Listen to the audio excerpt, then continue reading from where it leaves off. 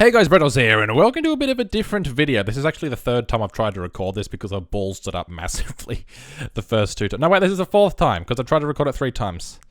Yeah, I'm definitely on a roll today, but this is a video that's been sort of requested lately. A lot of you have been asking for like build tips and what cheats I use when I build, and how I do this and how I do that, and can you make a video on this? I've done a couple of tutorials before. I've done 4? No, gee, I didn't realize I did that many.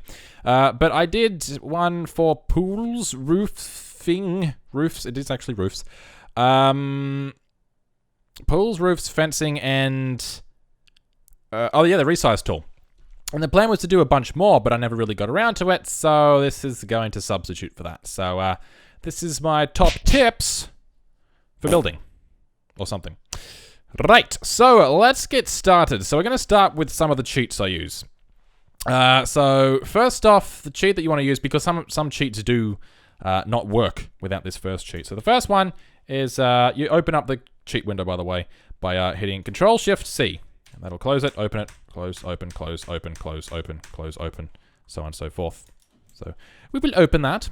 And first cheat we'll put in is testing cheats. Just like that. On. Simple as that. And that will enable a bunch of other cheats. And we'll be able to use them. So if you don't put that in, some of the cheats won't work. They won't register. Put this in. It's all good. Now the first cheat that I use when I build, basically I put it on at the start, is bb. And this is an incredibly long one. bb.ignore gameplay unlocks entitlement. I don't know whose idea it was to make it that. I think it was actually a joke. It was supposed to be funny. We'll troll everyone with long cheats. It's not funny. So, bb.ignore gameplay unlocks entitlement. Oh my god, that's good typing. bb.ignore gameplay unlocks entitlement. Now, what this does is basically when you... Is there an example here? No, there's no examples here. But basically, when you start up the game, some items are gameplay locked. So, where's an example? Let's go to desks. You won't be able to see them now. But, this desk, for instance, before we put in the cheat, was gameplay locked. So you would have to get to level 3 of the Secret Agent career to unlock it, as it says there. So, we wouldn't be able to use that unless we had a sim that was in the Secret Agent career and got to level 3. Since we put in the cheat, we have this. Same goes for this seat. I think this is unlocked level 2 of the Secret Agent career. Now we have that, which is fun. So there you go. Basically, that cheat just unlocks all the stuff that was previously locked. A lot of these mats and things, they were all locked. You need to get...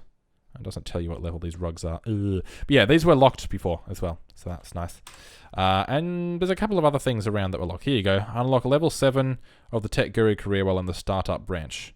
So until we did that, wouldn't be able to use it. Now, it's perfectly fine. So it's a good tool. I use it a lot, and it basically just gives you access to all the objects in The Sims 4. I don't know why they decided to gameplay lock stuff. It seems like a stupid idea, but I don't know. It seems like there's a lot of stupid ideas in The Sims 4, so we won't delve into that world.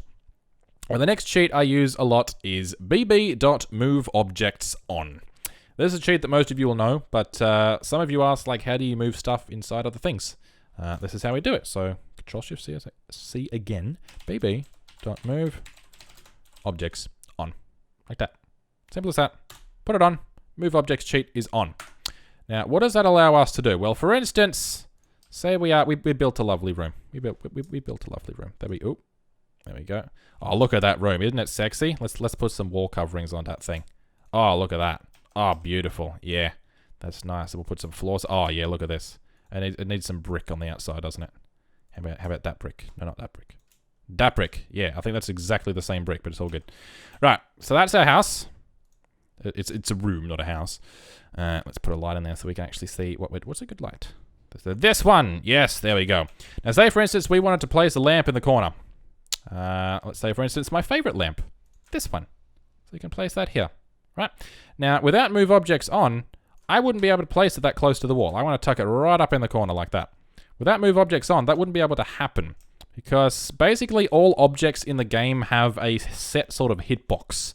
And that's their physical presence within the game. And the game does not allow you to overlap them with, say, a wall or another object. When we have move objects on enabled, or move objects on, it throws that out the window and we can place anything wherever the hell we want. So say we want to have a little plant underneath that. There you go, in the corner. There's a plant in the corner. Isn't that nice? A lamp and a plant in the corner. All together. The best of friends. So there you go. You can place anything inside anything. Say, for instance, we had a diagonal wall and we wanted to place a kitchen there. So if we had this, we can then place that there like that and overlap those two together. Whoopsie daisies. Now you will get a little bit of a glitching effect with some things, but you know, you just put some stuff over it and it's all good. I did this in one of my recent builds.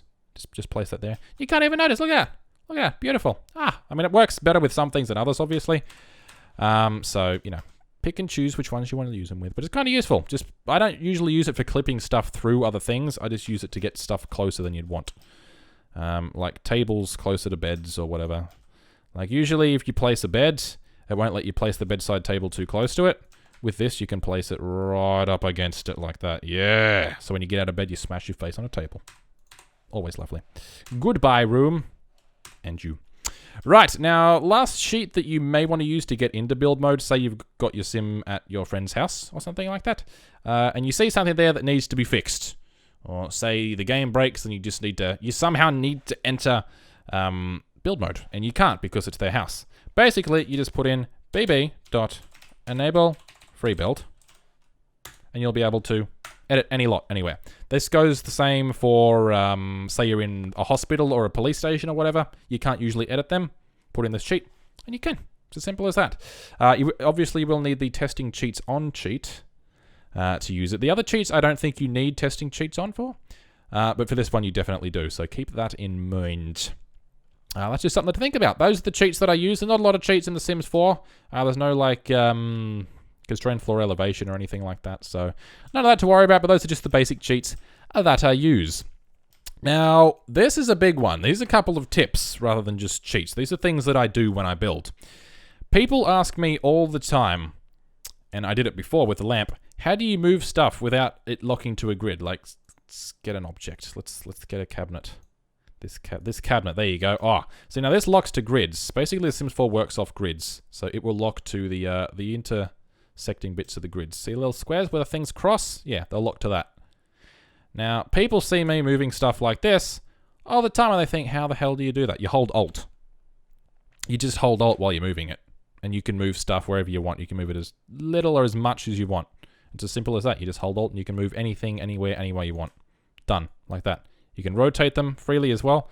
So like usually when you rotate, it rotates like that at 45-degree angles. This... a bajillion angles. You can put it wherever you want. That's an incredibly irritating noise. Please never do that again. But yeah, just hold Alt and you can do that. It also works for things like paintings and mirrors. So if we get a wall, and we place a wall, and we get some wall coverings, beautiful. Now, say we want to put a painting on the wall. Usually a painting will just lock to those grids again. You can place it up a certain amount, or down a certain amount, or side to side. Hold Alt. You can place it wherever the hell you want on the wall. There you go. Done. Simple as that. You can put them together. Make one free-flowing painting. That's kind of cool, actually. I patent that. You can't patent it. But yeah, you can do the same with mirrors. Although mirrors, they cannot be placed up and down, I don't believe. I remember hearing something about mirrors being able to be moved up and down, but I don't know how to do that. I don't think you can. You can certainly place them side to side if you want. So just hold Alt and you can move everything you want freely, which is kind of nice. You can also do it with windows. Windows are kind of the opposite to mirrors, though. Windows you can't place side to side because they are set to each grid. That's the way they work, but you can certainly place them up and down if you hold Alt. So like usually you have a couple of preset places to put them. This, you hold Alt, you can put them wherever the hell you want. Right on the ground, right at the top. That sort of clips over the top, but it's fine, it's fine, it's fine. So yeah, very good cheat. Well, not very good cheat, very good tool thing that you now know, which is good. A lot of you don't know it.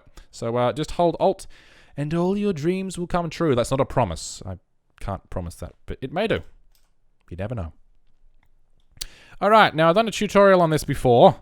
The resize tool. Now what the hell is the resize tool? Well, the resize tool lets you resize things.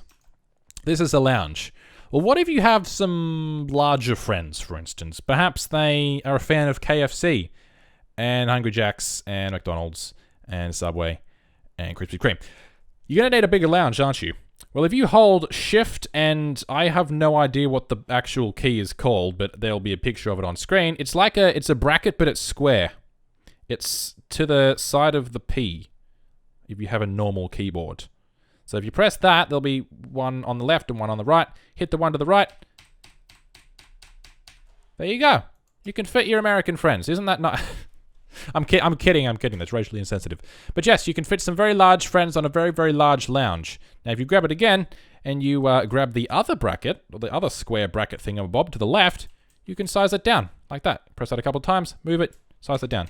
Press it a couple of times, move it, size it down. You can't size it down smaller than its regular size, but you can size it up as much as you bloody well want. As you can see. There you go. You can live in a lounge. You can actually go underneath that lounge now. Oh my god, that's incredible. I love it so much. But yes, you can upsize things. You can downsize things. You can't change rugs for some reason. So the sort of hitbox of them will go up, but they won't actually change in size, which is a little bit annoying. But it's useful for some of these plants and things. I realized I sort of stuttered or whatever the hell I did there. You can change the size of plants. Like you want that a big feature at the front. Yeah, you can do that. It's all good. You want to make this a little bit bigger. There you go. You can do that. You can do whatever you want, basically. Like this plant's a little small. Want it to be kind of bigger. There you go. Easy as that. It's your life. Do what you want with it. And the resize tool is good.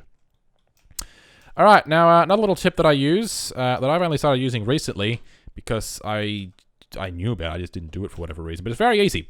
Basically, when you place a wall, think, oh, that's a bit too long. I'm going to go to... Where the hell is the bulldoze tool? I never used the bulldoze tool. Is it up there? I can't see because there's like fraps in the way. Anyway, if you hit K, I hit K. Oh, it's up here. There you go. You can hit the bulldoze. Oh, God, that's not it. It's this one. Sledgehammer. There you go. I usually hit K to use it. So you can move it back a little bit, you know? Oh, we'll just trim that. It's easy as. Put it up again. Oh, no, it's too much. We'll trim it back. Ah, there we go. It's kind of a pain in the neck to keep hitting K and then going back. Not so much of a pain in the neck, but if you don't know about K, then you've been going up to this thing. Not that thing. That destroys your entire lot. Don't ever do that. Unless you want to, of course. Now, if you place a room, it's a little bit too long. You don't have to go up here. You don't have to hit K. You don't have to do anything. Just hold control. Drag it back and it's gone. Drag it back. It's gone. Drag it back. It's gone. It's there. It's gone. It's as simple as that. It's very, very easy. So just hold control and you can put in and take away rooms as you please. Because you are Jesus. You are the Jesus of walls. There you go. Get rid of all those walls. We don't need walls. Who needs walls? I keep coming from wall to wall. There we go. I am Chris Brown. With a floating roof. Beautiful. But yes, that's just kind of a useful tool that when you use it properly can save you a little bit of time. The building in The Sims 4 is kind of quick, so it doesn't really matter so much. But, you know, it's just a little tip that I thought I would mention. And that pretty much does it, really. That's basically it. There's some hotkeys that you might want to know. Say, for instance, like your wall up and down tool. Say there's 2 levels. Page down and page up. You can cycle through your levels without having to go and click up here. That saves you a bit of time, just makes things easier. You can go down to your basement level. It's end and home as well, so you can put your walls up and down, for instance. So you put home, put your walls up all the way, or put walls up half the way, all the way down, all the way up, all the way down. Home and end on your keyboard. If you have like a fully extended keyboard, some of you may not have it if you have like the TKL keyboards or anything. But I don't know. Your mileage may vary. You can always look at the controls if you want to find out these hotkeys, but it's there. And yeah, that's pretty much it. Hope you enjoyed the video. Hope I helped a little bit. And yeah, I just figured I'd make it since some of you were asking for it. And I figured I might make myself useful for once in a while, rather than just acting like an imbecile. Which is good. But yes, those are some of the tips and tricks and cheats and stuff that I use while building. You know them now. Put them to good use. With great power comes great responsibility. There we go. It's a wall. Thank you very much for watching, guys. I'll catch you in the next video. And until then, as always, stay awesome. You disappear now. Magic.